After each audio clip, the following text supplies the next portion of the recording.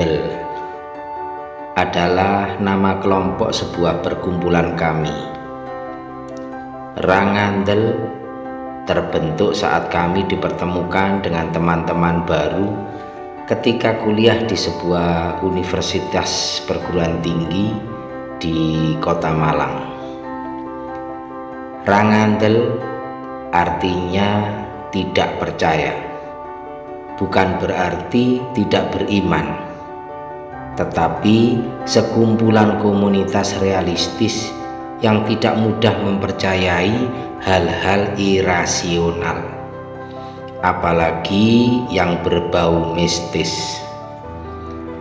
Tidak banyak yang mau bergabung dengan Rangandel, hanya terdiri dari 9 orang saja yang mau bertahan tetap jadi anggota Rangandel. Padahal dulu ketika awal pertama dibentuk, yang bergabung cukup banyak. Satu persatu keluar dengan alasan yang bermacam-macam. Dan yang saat ini tetap bertahan adalah Hisham, Tony, Dani, Ruslan, Kadir, Ilham, Sudarto, Raffi, dan Bim Bim. Dan kebetulan kami bersembilan memiliki kesenangan yang sama, yaitu berpetualang ke daerah atau tempat-tempat yang dikatakan angker. Mungkin itulah alasan yang menjadi sebab mengapa anggota Rangandel yang lainnya memutuskan untuk keluar.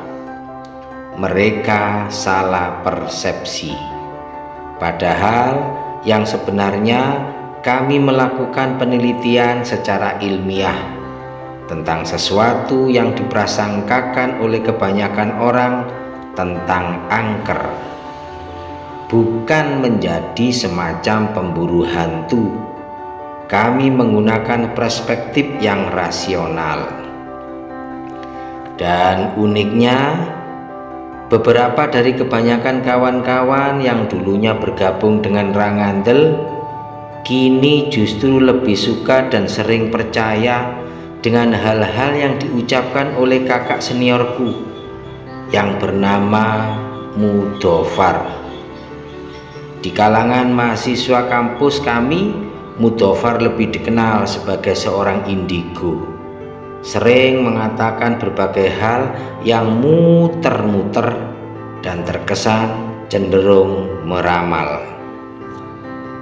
Suatu ketika kami yang tergabung di Rangandel berniat akan melakukan sebuah penelitian ilmiah seperti biasanya di sebuah daerah yang konon katanya ada wilayah angkernya. Dan entah apa urusannya, Mudofar datang menemui kami dan menasihati agar kami mengurungkan niat untuk melakukan penelitian di daerah tersebut. Jelas saja kami tidak menghiraukannya. Terlebih dia mengatakan hal-hal yang irasional, sedangkan kami rasional. Nggak nyambung. Mudofar lalu berkata, "Jika kalian memaksakan diri, kurang satu dikurangi satu." Lagi-lagi Mudofar mengatakan sesuatu yang berbelat-belit, nggak jelas maksudnya. Tony yang memang ceplos-ceplos menjawabnya, "Supaya tidak kurang satu ya ditambah satu." Dan anehnya Mudofar terlihat tertegun, entah apa yang difikirkannya. Akhirnya waktu yang telah disepakati itu pun tiba. Rangandel yang terdiri dari 9 orang berangkat menuju ke tempat yang sudah menjadi target untuk dijadikan penelitian sekaligus tantangan petualangan masa muda kami. Dengan bersepeda motor dan perlengkapan secukupnya, kami meluncur lancar tanpa hambatan. Butuh waktu 5 jam untuk sampai di kampung itu. Dan yang pertama kami tuju adalah menemui kepala desa setempat dan mendapatkan beberapa penjelasan berkenaan dengan situasi dan kondisi di perkampungan itu yang memang lokasinya berada paling ujung dengan hamparan ladang petani yang sangat luas, dan setelah itu tidak ada kampung lagi kecuali hutan yang cukup luas. Akhirnya kami menelusuri perkampungan itu untuk melihatnya lebih dekat. Seperti halnya kebanyakan kampung yang lain di pedesaan, kehidupan masyarakatnya lebih banyak menjadi petani. Tetapi Hisham sepertinya sedang memikirkan sesuatu yang dirasa janggal. Sedari tadi kita berputar-putar mengelilingi kampung ini, dan kami pun akhirnya saling menyadari telah mengelilingi kampung itu sebanyak 3 kali. Maklumlah, baru pertama kali memasuki dan belum mengenal kampung tersebut sebelumnya. Dari tadi kita mengelilingi kampung ini, kok sepertinya tidak kita temukan langgar atau musola atau suro, bahkan tidak ada masjid di kampung ini, kata Kadir yang membuat kami saling mengiyakan ucapan Kadir. Mungkin saat ini kita berada di kampung yang masyarakat penduduknya beragama non-muslim, kata Dani. Tetapi kalau di sini perkampungan non-muslim, tapi kok tidak ada gereja, pura atau selainnya, kata Ilham. Sementara Bim Bim, Raffi, dan Sudarto sibuk merekam situasi di kampung ini dengan HP-nya. Sepertinya tadi kita belum melewati jalan itu, kata Tony sambil menunjuk arahnya. Sepertinya jalan itu ujung dari perkampungan ini, kata Ruslan menjelaskan. Baik, kita ke arah sana, kata Hisham memimpin rombongan menelusuri jalan itu. Ternyata jalan itu melewati ladang yang luas. Kami berhenti sesaat di jalan yang bercabang. Kita ke arah kiri atau ke kanan? Tanya Tony. Belum sempat kami memutuskan, tiba-tiba kami dikejutkan oleh seekor kuda yang berlari melintas dan berbelok ke arah kiri. Sesaat kami tercengang dan kaget. Ada seekor kuda. Kok kita tidak melihat dari mana arahnya datang? Kata Bim Bim yang sedari tadi posisinya paling belakang. Kami saling berpandangan. Kita ikuti kuda itu, kata Hisham memberi isyarat segera jalan.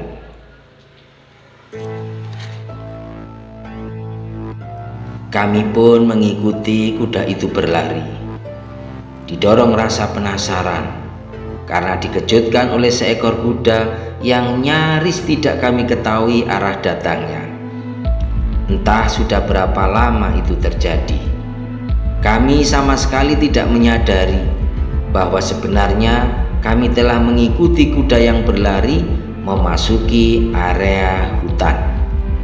Dan anehnya, di dalam hutan itu ada jalan setapak yang dapat dilewati sepeda motor. Dan akhirnya kuda yang kami ikuti itu pun berhenti. Kami pun juga berhenti. Sedetik kemudian kami dibuat terkejut oleh suara burung gagak hitam yang terlihat bertengger di cabang dahan pohon beringin. Ada sekitar 9 ekor burung gagak hitam. Dan tidak lama kemudian 9 ekor burung gagak itu pun terbang menghilang di lebatnya pepohonan. Tiba-tiba kami mendengar suara seseorang. Akhirnya kamu datang, Roju.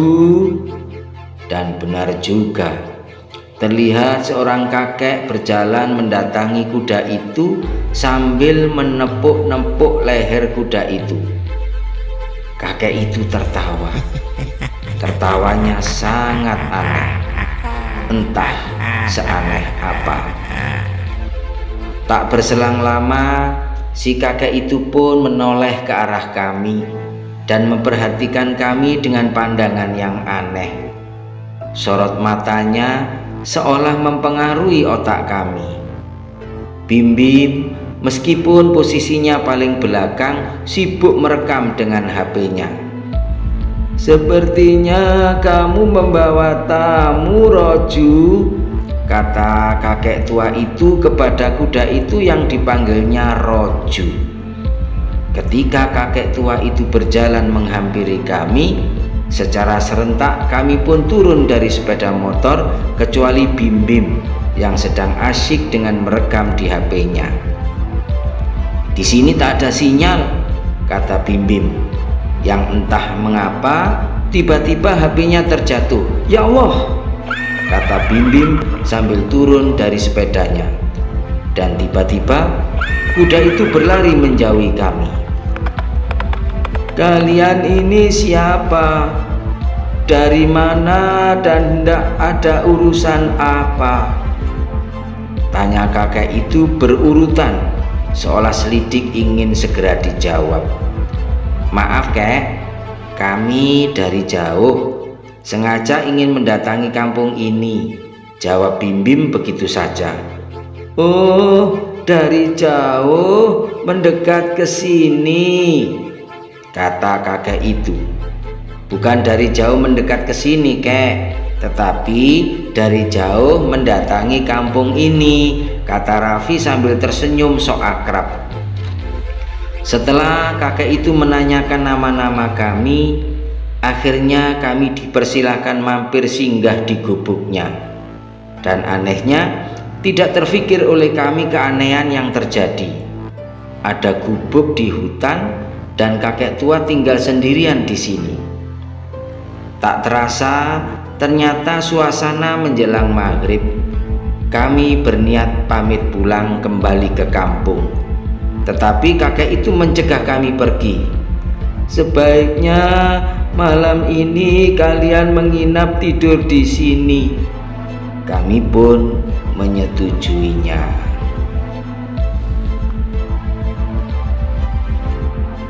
Ketika baru saja kami dipersilakan memasuki gubuk itu, lebih tepatnya rumah tua, karena ukurannya relatif cukup dimasuki beberapa orang.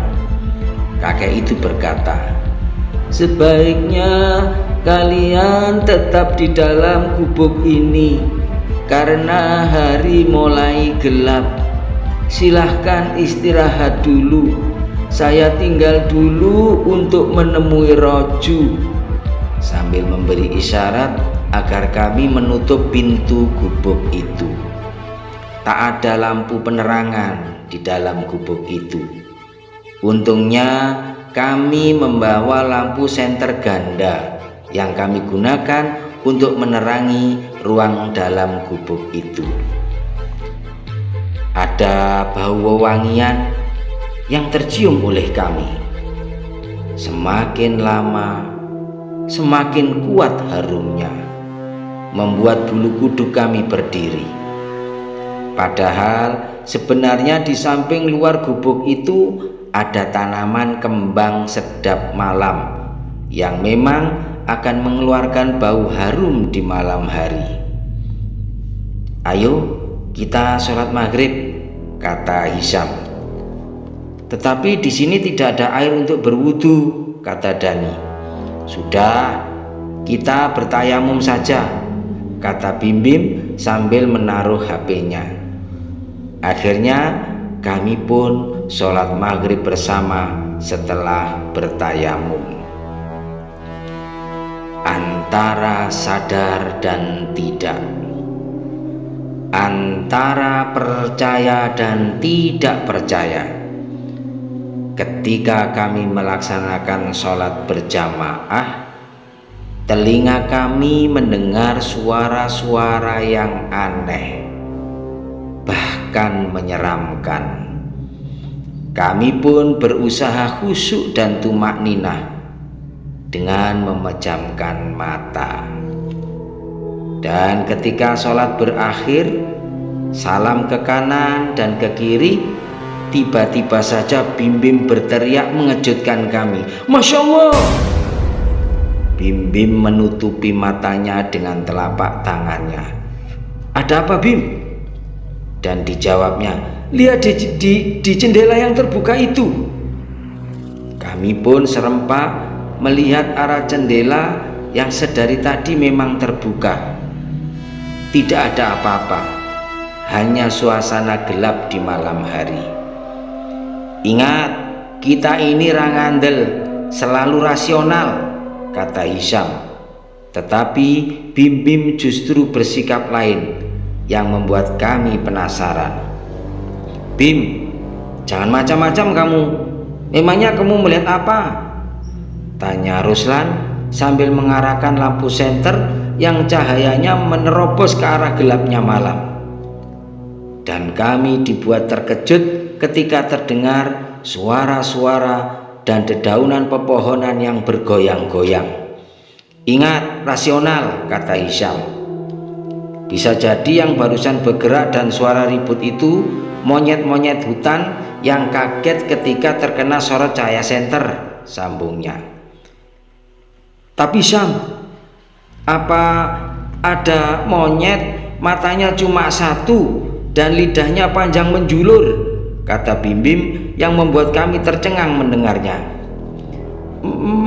Matanya sebesar baskom, kata Bim Bim yang membuat bulu kuduk kami berdiri.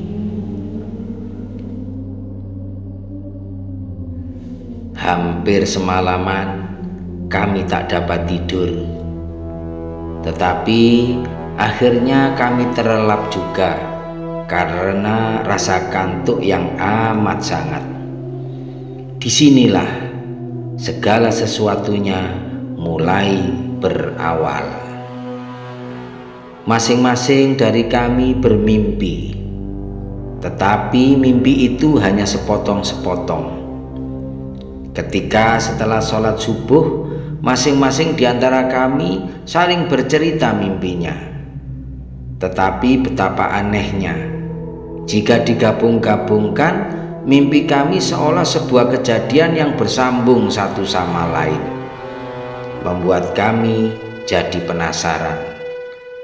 Tetapi lagi-lagi Hisham mengatakan, jangan mempercayai mimpi, ingat, rasional, rangandel. Dan benar juga, bukankah kami rangandel yang sengaja datang ke kampung ini untuk melakukan penelitian? Penelitian apa? Ternyata kali ini kami bingung, tak tahu akan meneliti apa. Soalnya Bim Bim mengatakan terus apa yang memang dilihatnya.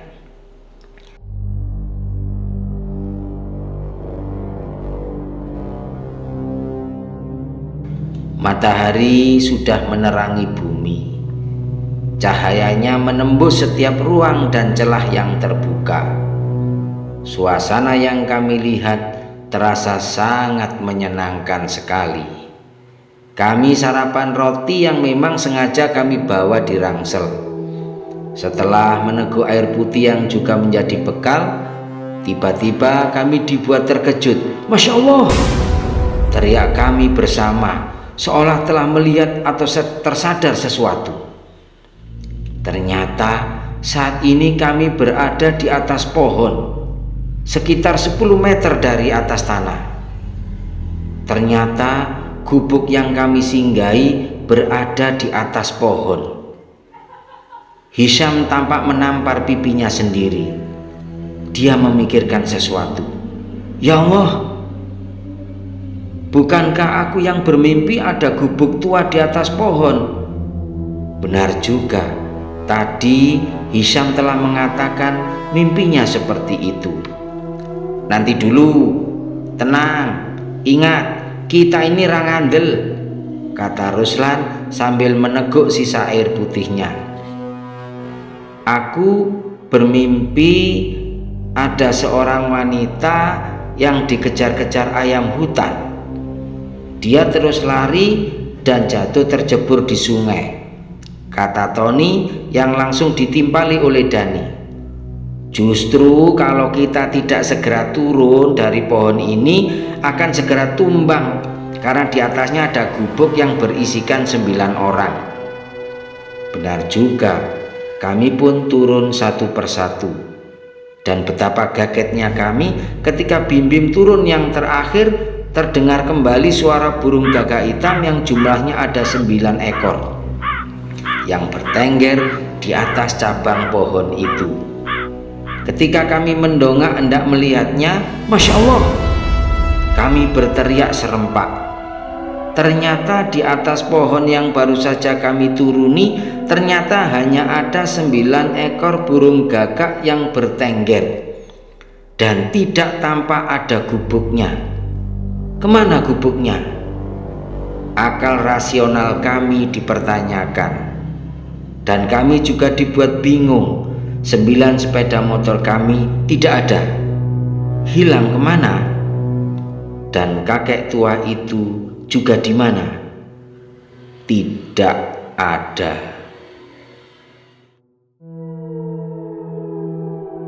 Kami baru tersadar bahwa ketika kami turun dari atas pohon itu, tas ransel kami masih berada di dalam gubuk itu. Lupa tidak kami bawa turun. Sedangkan gubuk itu juga tiba-tiba menghilang entah kemana. Demikian juga sepeda motor kami juga telah hilang entah kemana. Anehnya, tidak tampak jejak ada bekas jalan meskipun setapak. Roju, teriak Bim Bim sambil menuding ke arah yang dilihatnya. Benar juga, kami melihat kuda itu lagi yang oleh kakek itu dipanggil Roju. Kami pun segera mencoba mendekati kuda itu, tetapi kuda itu malah berlari cepat sekali, menerobos lebatnya dedaunan hutan yang tidak beraturan karena lebatnya, dan kuda itu pun menghilang. Lamat-lamat dari kejauhan kami dengar suara kakek itu memanggil kuda itu, Roju, Roju, Roju. Tetapi suaranya seolah bergema. Kami dibuat bingung dari mana arah sumber suaranya. Tenang, tenang, kita tenang dulu. Sebaiknya kita belum selesai. Ruslan mencoba mengajak kami untuk tenang. Tiba-tiba kami dikejutkan oleh bayangan berkelebat yang sepertinya lari dikejar oleh sesuatu. Ayam hutan, kata kami bersamaan, yang mengingatkan kami akan mimpi Tony yang katanya melihat seorang wanita dikejar-kejar ayam. Dan yang kami lihat barusan adalah seekor ayam yang sedang mengejar seorang yang berambut panjang terurai. Apa sekelebat bayangan tadi seorang wanita? Tanya Sudarto. Kami pun mengangguk bersamaan. Memang sekelebat bayangan itu sepertinya seorang wanita. Ayo kita ikuti, siapa tahu sebenarnya ada kampung di dekat sini, kata Hisham sambil memberi isyarat. Kami bergerak mengikutinya. Dan tak lama kemudian kami melihat ada seorang wanita yang sedang dikejar-kejar ayam hutan. Tetapi kami tidak dapat melihat wajahnya. Rambutnya panjang dan terurai, dan baju yang dipakainya seperti baju piyama tidur yang tampak kedodoran, warnanya putih. Tak terfikir sama sekali oleh kami ada keanehan yang ganjil yang terlihat oleh kami. Ada seorang wanita dikejar-kejar ayam hutan di tempat seperti ini. Kami terus mengikutinya, dan anehnya, padahal kami telah berlari sangat cepat, tetapi seolah wanita itu larinya jauh lebih cepat dari lari kami. hingga akhirnya kami berlari melewati pinggir sungai yang airnya cukup deras, sungai dalam hutan. Dan terlihat oleh kami, wanita itu sepertinya terpeleset dan terjatuh ke sungai. Kami bergegas mempercepat lari kami untuk bermaksud menolongnya. Tetapi di luar dugaan, wanita itu menghilang entah kemana. Yang terdengar hanya suara burung gagak. Bim Bim yang postur tubuhnya lumayan gembul datang menyusul dengan nafasnya yang terengah-engah. "Bagaimana? Mana wanita itu?" tanya Bim Bim. Dan kami saling berpandangan. "Wah, kebetulan ada sungai. Perutku sudah terasa mules dari tadi," kata Bim Bim sambil melepas baju yang dipakainya. Kami hanya melihat Bim Bim yang sedang jongkok di pinggir sungai sedang BAB. "Tanggung, sekalian mandi saja," kata Bim Bim yang langsung mencebur berendam di sungai itu. Kami pun tergerak menyusul mengikuti Bim Bim mandi di sungai itu karena merasa penat. Setelah mandi, kami menemukan buah tanaman liar yang tumbuh di pinggir sungai itu. Cukup banyak. Kami pun melahapnya, lezat sekali. Tetapi Hisham diam memandangi sesuatu dan tak bergerak sama sekali. Dani menghampirinya sambil menyodorkan segenggam buah hutan yang telah dipungutnya. "Ada apa, Sam?" tanya Dani. Dan Dani hanya menunjuk ke arah sebuah batu besar yang berada di tengah sungai itu. "Allahu Akbar," kata Dani yang membuat yang lainnya saling bertanya-tanya. "Ada apa? Ada apa? Ada apa?" Mereka saling bergantian saling bertanya. Tetapi Dani dan Hisham diam saja tak berkedip. Sudarto menampar halus pipi Hisham dan Dani yang membuatnya tersadar. "Bagaimana harus mengatakannya?" kata Hisham sambil melirik Dani. Ternyata sedari tadi ada yang mengawasinya.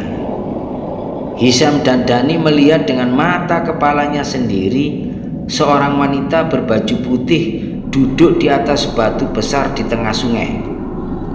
Mereka berdua mencoba mengatakan apa yang telah dilihatnya, tetapi tidak terlihat lagi.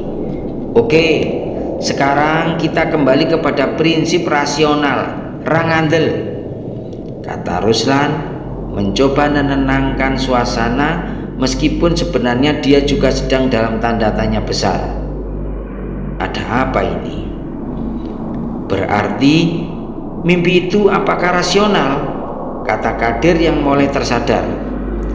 Hisham dan Dani masih saja sesekali melihat ke arah batu besar itu, tetapi dia tidak melihatnya lagi. "Aku bermimpi berjalan menelusuri sungai dan bertemu dengan 2 orang polisi perhutani yang menunjukkan jalan ke arah sebuah kampung," kata Dani. "Sebaiknya kita coba menelusuri jalan pinggir sungai ini. Jika ternyata nanti bertemu dengan 2 orang polisi perhutani, berarti memang sedang ada apa-apa," kata Raffi, yang segera dijawab Kadir. "Menurutku sebaiknya kita kembali ke tempat asal semula tadi. Untuk apa mengikuti mimpi yang tidak rasional? Ingat, rangandel," katanya tegas. Kami pun bersepakat setuju pendapat Kadir dan memilih kembali, tetapi lewat jalan yang mana? Kami baru tersadar telah tersesat, tak tahu jalan kembali. Setelah berusaha beberapa kali mencari jalan kembali, ternyata terjadi keanehan yang terus berulang. Kami selalu kembali ke tempat di pinggir sungai yang tadi. "Sepertinya ini tidak wajar," kata Sudarto. "Jika kita ke arah sana, ujung-ujungnya selalu kembali ke tempat sini. Tetapi jika kita ke arah yang sana, berarti mengikuti petunjuk mimpi Dani, kata Raffi yang tampak mulai kesal. Sudahlah, kita jalan saja. Selama kita tetap kompak, segala sesuatunya bisa diatasi bersama, kata Bim Bim. Benar juga. Selama ini bukankah kami sudah sering mengunjungi tempat yang dikatakan angker? Dan selama ini tidak pernah mengalami hal-hal yang aneh.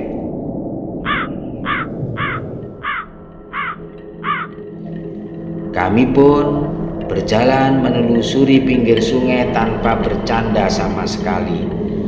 Padahal selama ini kemana-mana selalu bercanda tiada hentinya. Hisam dan Dani justru terlihat berjalan seperti orang yang tidak tenang, seperti merasa sedang diawasi. Mungkin gara-gara telah melihat sesuatu. Terkadang dalam situasi tertentu kita dapat terpengaruh halusinasi, kata Raffi memulai percakapan di saat kami saling memikirkan adanya sesuatu yang ganjil. Dan benar juga. Akhirnya kami bertemu dengan dua orang polisi hutan yang sepertinya sedang membuat tanda yang digoresnya di pohon besar. Kedua polisi hutan itu memberi isyarat kepada kami agar menghampirinya. Kami pun merasa lega. Akhirnya bertemu dengan dua orang polisi hutan di tempat itu. Kalian ini dari mana dan akan kemana? Tanya salah satu polisi hutan itu. Setelah kami jelaskan dan bahkan kami juga menceritakan kejadian aneh yang telah kami alami, kedua polisi itu hanya diam seolah tak percaya. Sebaiknya kalian ikuti arah jalan setapak itu. Di sana ada perkampungan yang tembus dengan perkampungan yang lain. Tetapi jangan khawatir. Kalian boleh mengambil dan makan apa saja yang dapat kalian makan. Pisang, sersat, tebu yang tumbuh di sepanjang jalan itu kami yang tanam. Silakan ambil seperlunya, kata polisi hutan itu yang membuat kami merasa senang. Tetapi tidak berlaku bagi Hisam dan Dani. Dia sepertinya memperhatikan ada yang aneh dengan kedua polisi hutan itu. Mengapa kedua polisi hutan itu tidak memakai sepatu? Kata Dani. Sudahlah, gak ada urusan dengan sepatu, kata Sudarto yang tidak menyadari saat ini kakinya telanjang tanpa memakai sepatu. Loh, sepatumu mana, Darto? Tanya Bim Bim. Sudarto benar-benar kaget ketika mengetahui tiba-tiba saja sepatunya hilang, padahal dikenakannya. Loh, kemana sepatuku? Kata Sudarto yang membuat kami ikut bingung. Bertambah lagi keganjilan yang kami alami, dan kami semakin yakin sedang terjadi sesuatu yang meliputi keberadaan kami. Sepanjang perjalanan kami dikenyangkan oleh berbagai buah yang tumbuh di pinggir jalan itu. Dan lagi-lagi kami mendengar suara burung gagak hitam. Dan lambat-lambat terdengar juga suara kakek tua itu. Rojo, Rojo, Rojo, di manakah engkau? Jangan nakal, Rojo. Suara itu sangat bergema, membuat bulu kuduk kami terasa merinding. Setelah berjalan mengikuti jalan setapak itu, lama-lama terdengar suara tetabuhan berkumandang. Sepertinya sebentar lagi kami akan sampai di perkampungan yang disebutkan oleh dua orang polisi hutan itu. Tiba-tiba Bim Bim menghentikan langkah kami. Tunggu, berhenti dulu, kata Bim Bim sambil menunjuk ke arah kaki Sudarto. "Loh, kok sekarang kamu sudah memakai sepatu lagi, Darto?" Benar juga. Entah dari mana Sudarto sudah mengenakan sepatunya lagi. Padahal sedari tadi Sudarto ngomel masalah sepatunya yang dikira tertinggal di pinggir sungai saat mandi. "Cepat zikir, zikir," kata Ilham yang benar-benar merasa dan menyadari ada keanehan yang menyelimuti mereka. Sedangkan Sudarto tampak wajahnya pucat, entah apa yang dirasakannya. Tidak lama berselang, akhirnya terlihat perkampungan yang sepertinya sedang diselenggarakan suatu acara desa. Suara bunyi tetabuhan gamelan mengalun membahana. "Ada apa ini?" kata Raffi yang terheran dengan adanya beberapa penari berbaju hijau berselendang kuning. Tampaknya menari persis di depan pintu gapura yang akan kami lewati, seperti acara penyambutan. Kami menoleh ke belakang, tetapi tidak ada siapa-siapa, dan tampak seseorang berkacamata hitam memberi isyarat agar kami segera terus jalan dan masuk pintu gapura. Entah mengapa kami terus saja berjalan dan memasuki pintu gapura itu. Dan betapa tercengangnya kami ketika 9 penari itu satu persatu mengalungkan untean kalung bunga melati ke leher kami masing-masing. Pikiran kami saling berkecamuk tak karuan. Apa kami sedang bermimpi? Tak lama kemudian kami seperti diarak menuju ke kursi indah yang sudah diatur berjajar, dihormati layaknya tamu agung. Padahal kami bingung. Bunyi tetabuhan terus berkumandang dan terlihat semua mata memandang kami. Tetapi tiba-tiba Bim Bim berteriak keras sekali, "Allahu Akbar!"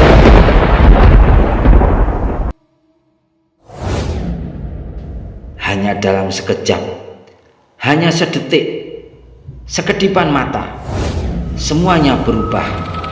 Sirna hilang, tak tampak lagi. Kami tercengang. Tidak lagi terlihat penari, tidak lagi terlihat penabuh gamelan itu, tidak lagi ada kursi, dan yang ada hanya tanah lapang yang penuh dengan batu-batu berserakan di mana-mana. Kami sadar ada yang tidak benar. "Bim, kamu melihat apa, Bim?" tanya kami kepada Bim Bim bersamaan. Terlihat Bim Bim sepertinya sedang berzikir dan terus berzikir. "Tidak usah banyak bertanya. Ayo semua sadar, kita sedang berada di daerah yang angker." Tanpa terasa, secara bersamaan kami semua menelan ludah masing-masing, dan burung gagak itu terdengar lagi.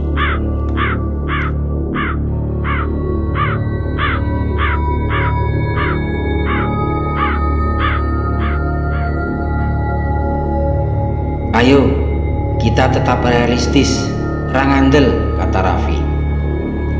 "Mungkin saat ini kita sedang stres, jadi terbawa halusinasi," kata Kadir. "Tetapi justru aku bermimpi disinilah kita akan dikejar macan harimau," kata Ruslan yang membuat kami mulai merasa ketakutan. Jika benar akan muncul macan harimau, berarti mimpi-mimpi itu adalah sesuatu. Dan benar juga, kami mendengar suara seekor macan. "Harimau," kata Raffi. Terlihat kucing besar bulunya loreng belang. "Harimau," kata Raffi mengulang katanya. Hisam dan Dani yang sedari tadi duduk di atas batu tiba-tiba berteriak, "Lari, lari!" Dan kami pun berlari ketakutan. Tak tahu harus ke arah mana. Yang terfikir pokoknya lari dan terus lari, menyelamatkan diri masing-masing. Bim-bim yang bertubuh tambun justru larinya sangat cepat sekali. Entah setan apa yang telah merasukinya, kami tertinggal jauh oleh larinya Bim-bim. Dan entah berapa lama kami berlari, akhirnya kami berhenti di sebuah gubuk yang tampaknya ada penghuni di dalamnya. Bim-bim tampak berdiri tegak memandang ke arah yang sepertinya jauh. Pandangan matanya kosong. Anehnya dengan tubuh yang tambun itu, Bim-bim sama sekali tidak nampak nafasnya tersengal. Biasa saja. Bahkan tidak tampak butir keringatnya sama sekali.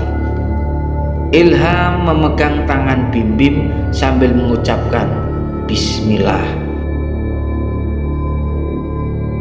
Tiba-tiba Bim-bim terlihat mulai berkedap-kedip.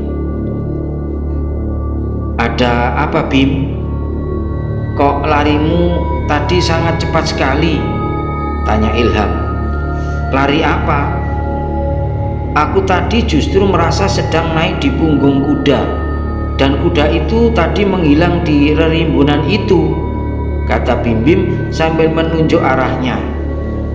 Sedangkan yang lainnya menoleh ke belakang, mengira masih dikejar macan harimau. Kok di sini ada sebuah gubuk? Kata Ilham. Spontan saja Kadir berkata, tunggu.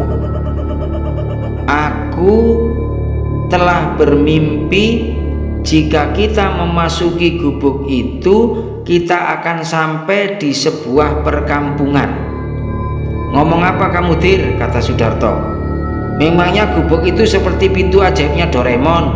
Kata Isa menengahi pembicaraan kami. Sebentar. Ayo kita tetap rasional. Meskipun kenyataannya saat ini terlalu banyak misteri yang terjadi. Benar ataupun salah, kenyataannya ada sesuatu yang nanggung.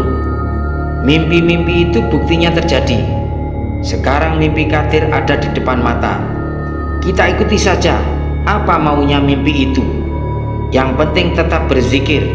Hanya itu satu-satunya andalan kita, kata Hisham sambil memberi isyarat segera masuk ke dalam gubuk itu. Dan ternyata di dalamnya gelap sekali.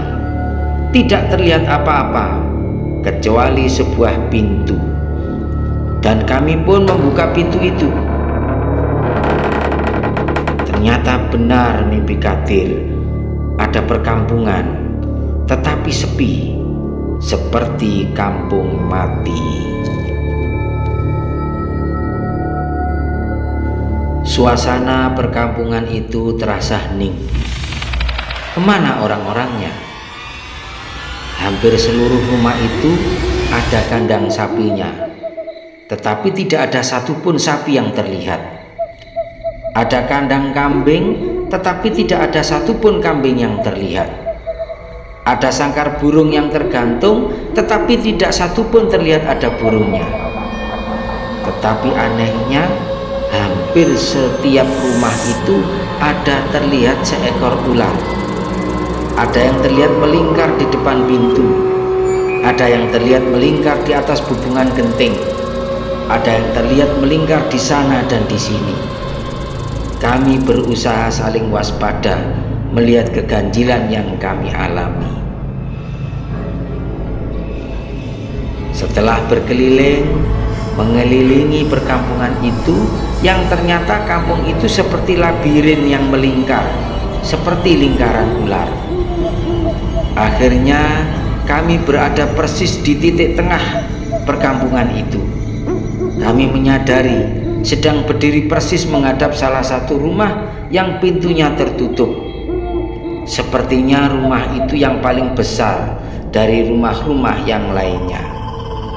Awas, tetap waspada, kata Hisham sambil mengelus-elus janggutnya. Dan tidak lama kemudian pintu rumah itu pun terbuka, pelan tapi pasti. Sesaat kemudian tampaklah berdiri seorang gadis cantik sekali. Senyumannya sangat manis. Binar matanya sangat mempesona. Terus terang, ada rasa kagum yang muncul di benak hati kami. Entah mengapa, satu persatu dari kami berjalan maju melangkah pelan, hendak menghampiri gadis cantik itu. Pesonanya sangat luar biasa. Hanya Bim dan Hisham yang tetap diam di tempat tak bergerak. Dan betapa terkejutnya Bim dan Hisham tiba-tiba melihat ketujuh temannya seperti kesetanan, saling berkelahi, adu jotos, adu tendang, seolah sedang saling memperebutkan kesempatan memenangkan lomba sayembara mendapatkan gadis cantik itu. Tampak gadis cantik itu tersenyum hingga terlihat giginya. Ternyata terlihat ada taring kecil di sudut bibirnya. "Bim, cepat kumandangkan azan," kata Hisham. Untungnya Bim tanggap dengan maksud Hisham. Bim pun segera mengumandangkan suara azan yang sangat keras sekali. Allahu Akbar, Allahu Akbar, Allahu Akbar, Allahu Akbar, hingga selesai. Tiba-tiba suasana menjadi berubah. Langit seolah bergemuruh oleh kilat yang menyambar-nyambar. Satu persatu rumah di kampung itu disambar petir dan terbakar. Kampung itu terbakar, tetapi anehnya tidak terasa hawa panas sama sekali. Tony, Dani, Ruslan, Kadir, Ilham, Sudarto, dan Raffi yang sedari tadi beringas berkelahi saling menutup telinganya. Dan tak lama kemudian hujan turun dengan derasnya, dan kami pun berlari dan berlari mencari tempat berteduh. Terlihat oleh kami sebuah pohon beringin besar. Kami pun berlari dan berteduh di bawah pohon beringin itu. "Ada apa dengan wajah kalian?" Masing-masing kawan kami yang tadinya saling adu jotos saling bertanya. Luka lebam yang membuatnya kebingungan. Hisham dan Bim hanya menggelengkan kepalanya. Hujan sepertinya sangat deras sekali. "Loh, kemana rumah-rumah itu?" kata Kadir yang baru menyadari apa yang sedang terjadi. "Loh, di mana gadis cantik itu?" tanya Tony yang membuat mereka saling pandang memandang wajah lebam mereka. Akhirnya hujan pun reda, dan sungguh di luar dugaan kami ternyata perkampungan itu lenyap entah kemana, dan yang terlihat hanya hutan pinus. Ternyata kami berada di tengah hutan pinus yang ada pohon beringin di tengah-tengahnya. Suara burung gagak itu lagi-lagi mulai mengganggu kami. Tiba-tiba Ilham berkata dengan suara yang pelan tapi jelas, "Seingatku, dalam mimpi aku berteduh di bawah pohon beringin seperti ini, dan tak lama kemudian akan lewat seorang nenek tua yang membawa seombyok kayu bakar di punggungnya dan akan memberikan kita masing-masing sebatang kayu." Benar juga. Entah dari mana datangnya, tiba-tiba lewat seorang nenek tua, minta tolong agar kami membantunya meringankan beban dari kayu yang di punggungnya. "Tolong ambillah masing-masing sebatang kayu yang di punggungku ini, agar bebanku menjadi ringan," kata nenek itu. Hisham yang lebih dulu mengambilnya, disusul Bim dan kemudian yang lainnya. "Terima kasih, kalian telah meringankan bebanku. Jika pulang lewat jalan ini, kalian akan menuju ke perkampungan yang sebelumnya telah kalian lewati," kata nenek itu, yang kemudian dia terus berjalan semakin jauh menjauh dan tak terlihat lagi. Tiba-tiba Hisham berkata, "Cepat lemparkan kayu itu ke tanah, kita tidak membutuhkannya." Dan tanpa banyak kata kami pun membuang kayu tersebut, dan kemudian Hisham memberi isyarat agar segera berjalan melewati arah jalan yang tadi ditunjuk oleh nenek itu. Ternyata kami melewati jalan yang sangat becek dan licin, dan Sudarto berkata, "Dalam mimpiku melewati jalan yang becek dan licin seperti ini, dan di ujung sana nanti akan ada banyak monyet yang menghadang arah jalan kita." Benar juga mimpi Sudarto. Ada terlihat banyak sekali monyet yang sepertinya menghalangi perjalanan kami.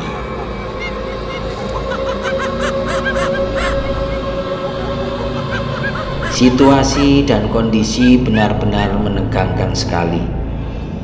Wajah monyet-monyet itu menyeringai, memperlihatkan taringnya. Suaranya membuat nyali menciut. Gerak monyet itu pun kesana kemari, seolah memberi isyarat agar kami tidak melewati daerah wilayahnya. "Bagaimana ini?" tanya Tony yang tampak pucat ketakutan dengan monyet yang menyeringai. "Sebaiknya kita tetap diam di sini untuk sesaat. Dan kebetulan di situ ada air sumber yang mengalir jernih. Kita sepertinya belum sholat duhur," kata Hisham yang langsung bergerak menuju ke arah air sumber itu dan membersihkan celananya yang kotor karena lumpur, lalu berwudu. Kami pun mengikutinya. "Kita sholat di mana?" tanya Raffi. "Ini situasi darurat. Kita sholat di sini saja," jawab Bim Bim sambil mengumpulkan daun-daun kering yang berserakan. Kami pun mengikutinya. Akhirnya kami sholat berjamaah beralaskan daun-daun kering yang ada, dan kami dibuat heran. Ternyata monyet-monyet itu hilang entah kemana, tak terlihat satupun. Hisham tampak tersenyum. "Bukan berarti aku percaya dengan ucapan nenek itu yang tadi mengatakan arah jalan ini menuju perkampungan yang katanya pernah kita lewati sebelumnya," kata Sudarto. "Sebentar, aku sempat berpikir, apa maksud nenek tua itu memberi kita kayu? Apakah untuk mengusir monyet-monyet itu?" Bim Bim segera menjawab, "Mungkin jika tadi kita usir bahkan memukul monyet itu dengan kayu, bisa jadi tempat ini akan terjadi pertumpahan darah. Untungnya monyet itu pergi ketika kita sholat berjamaah." Dan lagi-lagi suara burung gagak itu terdengar. Sepertinya sedari tadi kami diikutinya. Benar juga. Ternyata setelah berjalan melewati jalan setapak, kami melihat sebuah perkampungan. Ada perasaan lega di hati kami. Tetapi Raffi mengingatkan akan mimpinya. "Seingatku, aku bermimpi melewati jalan ini. Nanti akan ada jembatan bambu di bawah sana. Jembatan bambu itu rapuh dimakan rayap." Lagi-lagi kami saling beradu pandang saat membahas mimpi-mimpi itu. Kami terus berjalan hingga benar juga ada jembatan bambu yang telah rapuh dan rawan ambrol jika dilewati. Sedangkan sepertinya inilah satu-satunya jalan penghubung menuju desa tersebut. "Waduh, bagaimana ini?" kata Bim Bim.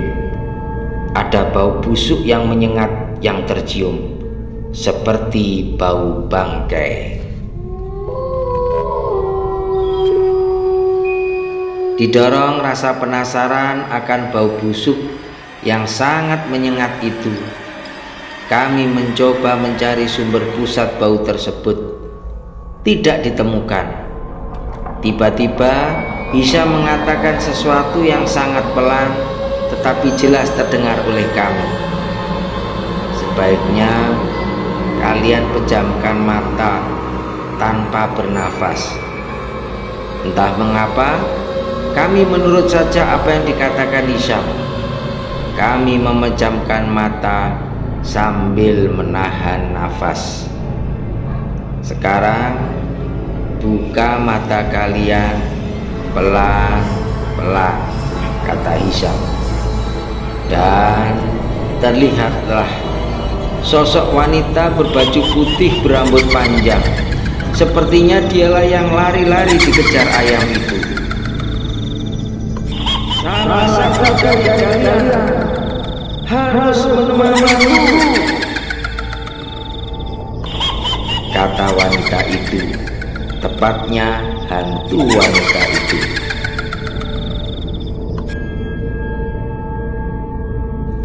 Sebenarnya pada saat itu kami merasa tertantang dengan apa yang terlihat. Tidak ada rasa takut sedikit pun. Kami Rangandel sudah terdidik untuk tidak takut dengan hal-hal yang berbau mistis. Tetapi suara burung gagak itu mengapa membuat bulu kudukku jadi merinding? Suara tawa hantu wanita itu melengking, menggema. Tidak ada jalan mundur. Salah satu dari kalian harus menemaniku. Di saat kami saling pandang, menerka siapa yang akan jadi korban, Bim Bim mengatakan mimpinya. Aku bermimpi kakek itu mengatakan kepadaku, jika kurang satu dikurangi satu. Apa maksudnya?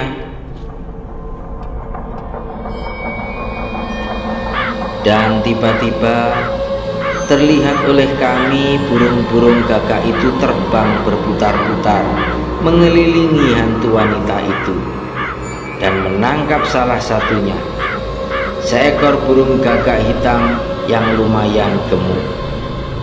Tiba-tiba Bim Bim merasa lehernya dicengkeram oleh sesuatu yang tak terlihat, tetapi Bim Bim seolah lemas tak dapat bernafas. Kali ini Hisham tampak tegang, padahal selama ini Hisham yang jadi pemimpin Rangandel. Kami pun jadi ikut tegang, seolah tak dapat berbuat apa-apa. Kalian boleh saja tak percaya dengan rasional, tetapi kami nyata ada di dunia irasional, dan di sini adalah wilayah kekuasaanku. Tempat ini sudah dikutuk dan terkutuk. Jika lewat jalan ini harus genap, tidak boleh ganjil. Jika kurang satu, maka dikurangi satu. Hantu wanita itu tertawa, mengikik, menggema, menyeramkan. Salah satu harus jadi tumbal. Kami baru menyadari maksud kutukan yang dikatakan. Jumlah kami ada 9 orang, berarti ganjil. Untuk genap kurang 1, berarti harus dikurangi 1 untuk dijadikan tumbal. Entah mengapa kami kehilangan akal untuk berpikir. Hisham hanya diam tak berdaya, sedangkan Bim Bim sudah lemas terkulai pingsan.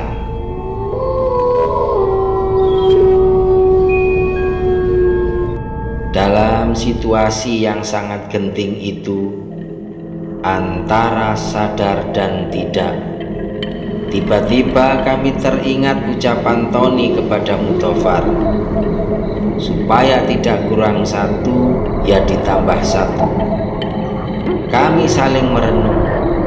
Berarti apa yang dikatakan Mudofar itu benar adanya. Sepertinya Mudofar telah mengetahui tempat ini. Celaka, jumlah kami ganjil. Untuk genap kurang 1. Jika tidak, maka Bim-Bim bisa jadi tumbal. Sebenarnya kami sama sekali tidak percaya dengan angker dan dunia mistis, karena selama ini hanya merasa dibodohi oleh konten-konten di YouTube dan film-film karangan belaka. Mitos yang berkembang di masyarakat terlalu dilebih-lebihkan. Tetapi hari ini kami menjalani dan menyaksikan sendiri misteri aneh secara langsung. Bagaimana ini? Kami sangat bingung dan ketakutan. Percaya dan tidak percaya, ternyata angker itu ada.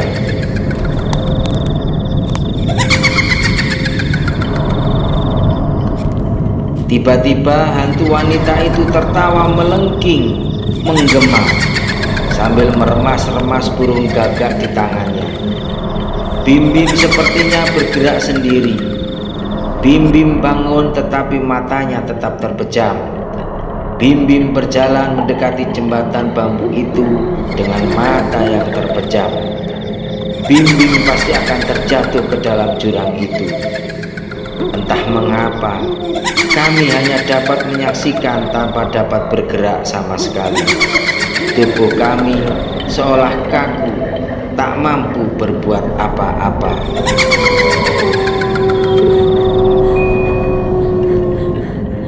Dalam situasi yang sangat mencekam itu, tiba-tiba kami dikejutkan oleh suara di belakang kami.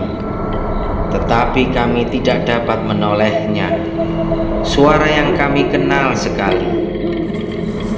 Aku datang untuk mengenalinya, supaya tidak kurang satu, ya ditambah satu. Kata suara itu memperjelas pendengaranku. Itu suara Mudofar, kata kami bersama. Dan anehnya, kami tiba-tiba tanpa disadari telah menoleh ke arah belakang. Ternyata benar, Mudofar menyusul kami tanpa kami ketahui. Dan ketika kami menoleh ke ujung jembatan itu, ternyata hantu wanita itu sudah tidak ada. Dia menghilang entah kemana. Dan begitu terkejutnya kami ketika mengetahui Bim-Bim ternyata bergelayutan memegangi akar pohon beringin yang memang ada di samping jembatan bambu itu. Tanpa banyak bicara, kami segera beramai-ramai menolongnya. Nyaris saja Bim-Bim jatuh ke dalam jurang. Dan tiba-tiba kami dikejutkan oleh suara burung gagak. Tetapi jumlahnya cuma 1, tidak 9. Dan yang lebih membuat kami terperangah, ternyata saat ini kami berada di dalam sebuah gubuk. Ketika kami keluar, dan ternyata ada Mudofar yang sedang duduk bersila. Kami saling bercelingukan, melihat kanan dan kiri. Ternyata sepeda motor kami ada di dekat gubuk itu. Kami benar-benar bingung dengan kejadian yang baru saja kami alami. Apakah sebenarnya kami sedang bermimpi di dalam gubuk itu? Kami pun serempak memandangi Mudofar yang terlihat masih duduk bersila sambil memejamkan matanya. Dan tak berselang lama, akhirnya Mudofar membuka matanya dan berdiri menghampiri kami. Syukurlah kalian sudah bangun. Aku semalaman tidur di luar karena pintu gubuk ini kalian tutup dari dalam, kata Mudofar yang membuat kami terpana bengong. Apakah kami memang bermimpi? Bingung dan bingung. Sebaiknya kita segera pulang. Tetapi di pertigaan jalan nanti kita belok ke kanan, jangan yang ke kiri, kata Mudofar sambil memberi isyarat agar kami segera mengendarai motor kami. Tanpa pikir panjang, kami menuruti apa yang dikatakan Mudofar. Ketika kami melewati jalan pertigaan, kami belok kanan. Dan sekilas kami melihat hantu wanita itu sedang duduk di atas pelana kuda, dan terdengar suara kakek tua itu. Raju, Raju, Raju, jangan nakal. Dan kami pun meninggalkan kampung itu. Tetapi kali ini Bim Bim berada paling depan. Gaspol, cepat sekali, ingin segera pergi meninggalkan tempat itu secepat-cepatnya. Rangandel akhirnya dinonaktifkan. Dan semenjak kejadian itu, kami sering sowan ke tempat Mudofar di sebuah pesantren. Karena ternyata Mudofar adalah putra seorang kiai di pondok pesantren itu. Gus Mudofar ternyata tak melanjutkan kuliahnya.